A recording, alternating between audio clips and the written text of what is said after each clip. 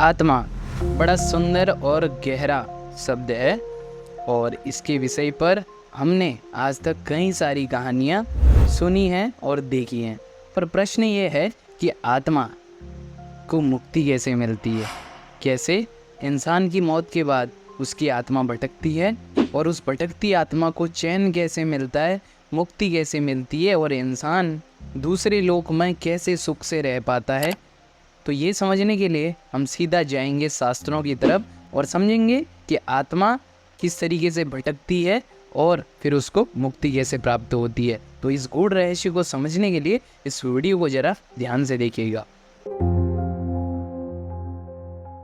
तो आत्मा का रहस्य समझने के लिए हम जाएंगे सनातन धर्म के शीर्षतम ग्रंथों की तरफ। जब हम बात करते हैं शास्त्रों की तो याद रखें सबसे पहले उपनिषदों में आत्मा की बात कही थी। तो सीधा सीधा उपनिषद क्या कहते हैं आत्मा के बारे में, ये जो जान लेगा उसको समझ में आ जाएगा कि आत्मा किस तरीके से भटकती है और उसको मुक्ति कैसे मिलती है।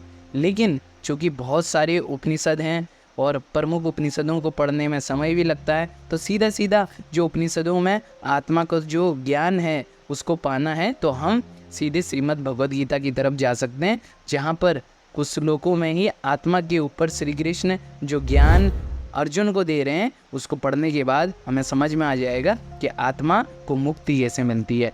तो श्रीमद् भगवद गीता अध्याय 2 20वां श्लोक आत्मा के विषय पर भगवान श्री कृष्ण अर्जुन को कह रहे हैं कि अर्जुन, आत्मा किसी काल में भी न तो जन्मता है और न मरता ही है तथा न यह उत्पन्न होकर फिर होने वाला ही है, क्योंकि आत्मा अजन्मा, नित्य, सनातन और पुरातन है। शरीर के मारे जाने पर भी वह मारा नहीं जाता। तो सीधा सीधा साफ साफ क्या कह रहे हैं कि शरीर के मारे जाने पर भी वह मारा नहीं जाता।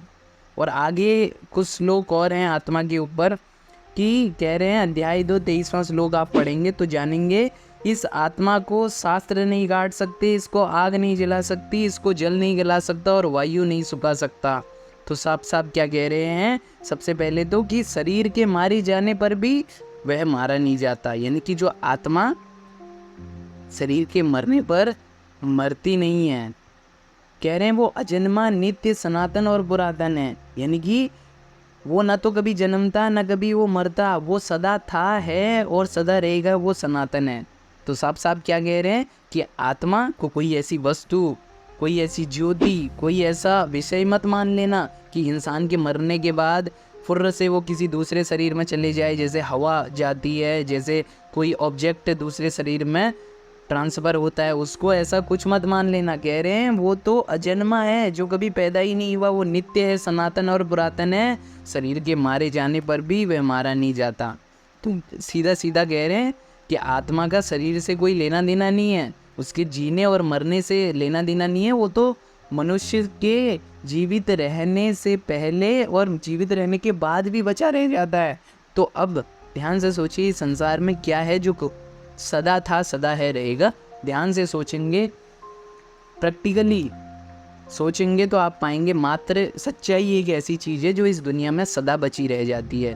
प्रकृति में इंसान मर जाता है, जानवर मिट जाते हैं, प्रकृति पूरी विनाश के कगार पे चली जाती है ना, महाविनाश हो जाता है, लेकिन उसके बाद भी क्या है जो सदा बचने वाला है, मात्र सत्य। तो उसी आत्मा को सत्य कहा गया है।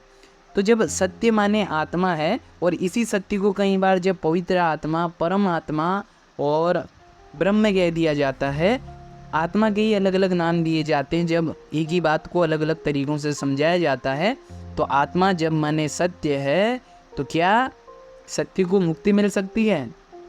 क्योंकि प्रश्न तो अब यही है ना कि आत्मा माने, जब शास्त्र कह रहे हैं, सीधा सीधा उपनिषद और भगवद गीता बतला रही है कि आत्मा माने सत्य है, तो सत्य को कोई मुक्ति चाहिए।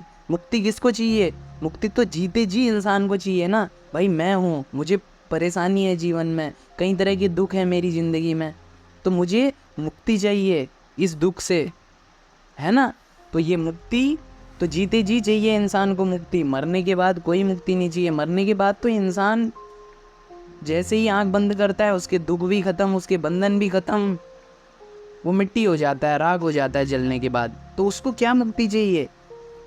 पर चूँकि हमने आत्मा को समझा नहीं, हमें लगता है मनुष्य के मरने के बाद अंदर से कोई ज्योति निकलती है और वो किसी दूसरे शरीर पर चली जाती है, और इस तरीके से आत्मा फिर भटकती रहती है एक शरीर से दूसरे शरीर में, और मनुष्य को डराती है, और फिर कई तरह के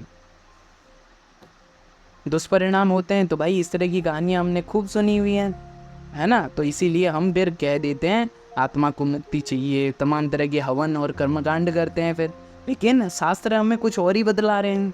शास्त्र कह रहे हैं सत्य की क्या मुक्ति हो सकती है, आत्मा माने अगर सत्य है तो सत्य को कहाँ मुक्त करोगे। ठीक, तो बेहतर ये रहेगा कि आत्मा माने अगर सत्य है ये जान लिया तो आत्मा की मुक्ति के प्रयास छोड़ दो। जिस भी इंसान की के जीवन में तकलीफ है उसको मुक्ति दो, उसकी मदद करो, उसको उसकी तकलीफ़ों से बाहर निकालने में, और इसी काम में आपकी मदद करते हैं शास्त्र। शास्त्र हमें मुक्ति का रास्ता बताते हैं, इसलिए ऋषियों ने शास्त्र रचे ताकि हम इनको पढ़ें, समझें, अपने जीवन की परेशानियों को समझें। पर हम मनुष्य इतना अहंकारी होता है, उसका जो भीतर, उसके भीतर जो अहम होता है वो कहता है मैं तो सब कुछ जानता हूँ, मैं क्यों सुनूं ऋषियों की बात। इसलिए हम फिर ना तो उपनिषद पढ़ते ना भगवद गीता पढ़ते, और अपने मन की कहने पर ही चलते रहते हैं और फिर परेशान होते हैं। भाई मन चंचल है, मन को तो सुख चाहिए, ये वही चीज़ें बतलाता रहता है जो इसको अच्छा लगता है। लेकिन सच्चाई आपको बताती है क्या आपके लिए सही है क्या गलत है, और इसीलिए उसी सत्य को आत्मा कहा गया है, और उसी सत्य की बात बार बार अध्यात्म में होती है।